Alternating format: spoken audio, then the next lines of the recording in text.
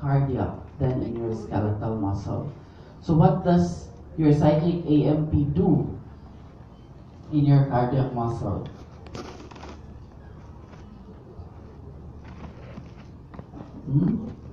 Number one, it modulates the intracellular calcium levels through the activation of your protein kinases that then phosphorylates the different transport systems in the sarcolemma and in the sarcoplasmic reticulum. They also target your tropomyosin regulatory complex, affecting the responsiveness of your intracellular calcium. Okay.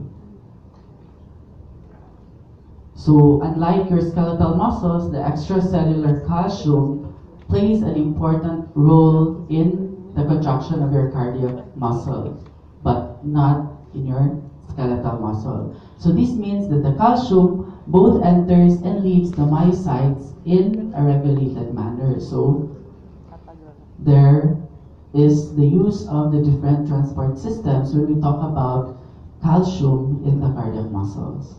So we have the calcium channels. So we have two types here, right? The L type and your T type. Your L type is also known as your slow calcium channels. It is voltage gated, and this opens during depolarization induced by spread of the cardiac action potential. This closes when the action potential declines.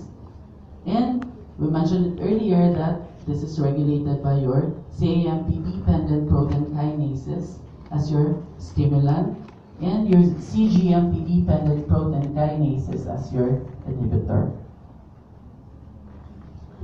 Okay, you also have your fast or your transient calcium channels, which is present in your plasma lemma, but this is lower in numbers. So this contribute to the early phase of increase of myoplasmic calcium. But the main point of entry of your calcium is through your slow calcium channel. So the resultant increase of calcium in the myoplasm acts on the calcium release channel. So direct effect. Once you have an increase in the calcium in the myoplasm brought about by the entry of calcium from which passes to your slow type calcium channels, causes the calcium release channel to open. So this is called calcium induced calcium release. So unlike in your skeletal muscle, where the causation of your calcium release was not being clearly elucidated. So wala man tay calcium induced calcium release mechanism that is seen in your skeletal muscle. This is only explained in your cardiac muscle. So the causation of the calcium release in your calcium release channel by your skeletal muscle was not being clearly elucidated. So it's more or less indirect, brought about by depolarization that starts with the depolarization of your nerve. Next, transport protein is your calcium-sodium exchanger. So this is the principal route of the exit of your calcium from your myocyte. So in a resting myocyte, what will happen is that this will help maintain a low level of free intracellular calcium by exchanging 1 calcium for 3 sodium. So the energy for the uphill movement of calcium out of the cell comes from the downhill movement of sodium into the cell from the plasma. So once there is decreased movement downhill, there is increased movement of sodium into the cell, there will be movement of calcium inside the cell going out. So that's what occurs normally. So in patients with heart failure, what you want is to increase the contractility of the heart. So you want a positive inotropy because of what usually happens in heart failure is that there is most of the time decreased function of your left ventricular system during systolic. So we have this, your digitalis effect, which acts on your sodium-potassium ATPase. So what will happen in your sodium-calcium exchanger? So unsa gani ang function? What's the function of your sodium-potassium ATPase? Potassium in, sodium out, or the other way around? Potassium in, sodium out. So once this is blocked, your sodium will not go out. So there will be an accumulation of sodium inside the cell. So this accumulation of sodium inside the cell will cause a reverse action of your sodium-calcium exchanger. So instead of calcium out, sodium in, the activity will be reversed. There will be entry of calcium and there will be exit of sodium. So we all know that calcium aids in the contraction. So this is where your positive inotropy comes in. So there will, because of the calcium, there will be increased muscle contraction. So more calcium that will bind to your troponin C, thus creating more muscle contraction.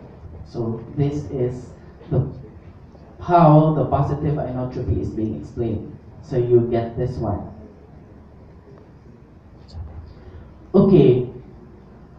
Another transport system that is involved is your calcium ATPase. So this is situated in the sarcolemma. It contributes to the calcium exit, but it only plays a minor role. The major role for calcium exit is with your sodium-calcium exchanger. So two transport systems involved in the exit of calcium, which is your calcium ATPase and your sodium-calcium exchanger, while the other one, the calcium ATPase, is the one, sakto? Huh? Your calcium channels is the one that is responsible for the entry of your calcium to the cell. So principally, it is your slow calcium channel. How about in smooth muscle? So we all know that phosphorylation of your myosin light chains initiate the contraction of your smooth muscle. So your smooth muscle myosin is bound to your F-actin in the absence of other muscle proteins. So in this state, there is no detectable ATPase activity, so nothing will happen.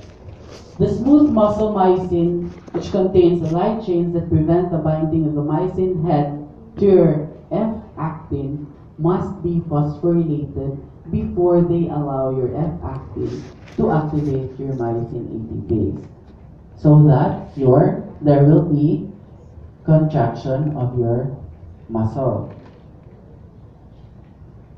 Okay, so your myosin light chain kinase is activated by your calmodulin, by the binding of your calmodulin to 4 ions of calcium, which then will cause phosphorylation of your light chain. So your light chain becomes active. Sakto. So how is it being regulated? So you have calmodulin that is similar to the action of your troponin C in your smooth muscle. So, this will eventually bind with your calcium. And the inactive myosin kinase, together with your, once there is already binding of your calcium to your calmodulin, will cause the formation of your calcium calmodulin myosin kinase, which is the active form that is needed for muscle contraction. Okay, so this requires ATP. So of course, your ATP, the energy that is the phosphate here in your ATP is used to phosphorylate your myosin light chain. So once it is phosphorylated, it becomes active, and then contraction will occur. How about your phosphatase? Where does it take its effect?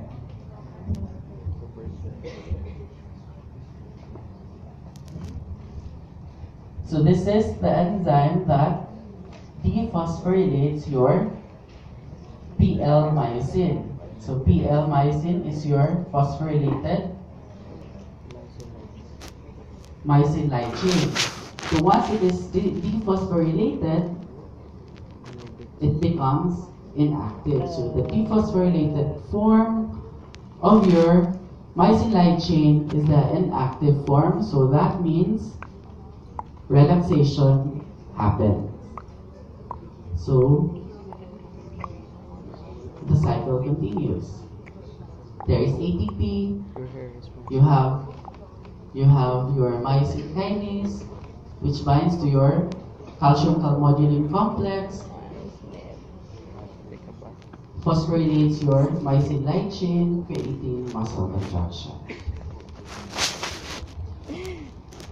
Okay, so we all know that already. There is another enzyme, urokinase, that is also helpful in the smooth muscle contraction. So this is non-calcium dependent pathway that exists in smooth muscle for initiating contraction. So this is not found in any other muscle group. So this phosphorylates the myosin light chain phosphatase, inhibits it, and thus increasing the level of your phosphorylated light chain. So going back to this diagram, where does your Rho kinase act upon? Here or here? So phosphatase. It inhibits it, therefore increasing the level of your phosphorylated light chain, which is used in your contraction. This is a direct effect. This Rho kinase directly phosphorylates your light chains. So this is the role of your Rho kinase in the contraction of your smooth muscle. How about the role of nitric oxide? So what is important here is that you know that, of course, nitric oxide relaxes your smooth muscle of blood vessel, but this does not act directly on smooth muscle. So the effect of your nitric oxide is indirect. So we are talking here about mga hormones, right? So mao pa ni atong smooth muscle. So your nitric oxide does not occur. The reaction of your nitric oxide does not occur in your smooth muscle. So indirect siya. There is an acetylcholine that acts upon the receptor. So your substrate is arginine. So once there is binding of your acetylcholine to its receptor in the endothelial cell, there will be increase in your calcium, which is a cofactor or which also activates your nitric oxide synthase, forming your nitric oxide and your citrulline. So your nitric oxide then diffuses into your smooth muscle, creating its effect. So mao na to. It relaxes your smooth muscle. Okay, so there are different steps. So this is not the only way, the only pathway for your nitric oxide. You have an alternate pathway, which is your glycerol trinitrate. So, well, this is just an overview because there is a separate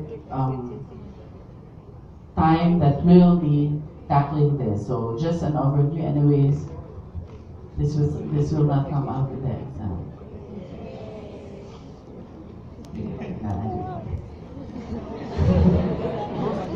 So your nitrate is being degraded to nitrite, creating your nitric oxide.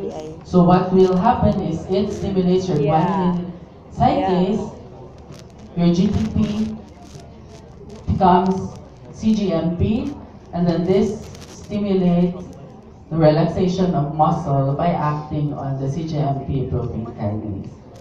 So what you need to know are the different cofactors that is needed for your nitric oxide synthase. So you have to familiarize them. Wala to terminus. It's not to. So do no more wrong ha. Ano may usa na siya.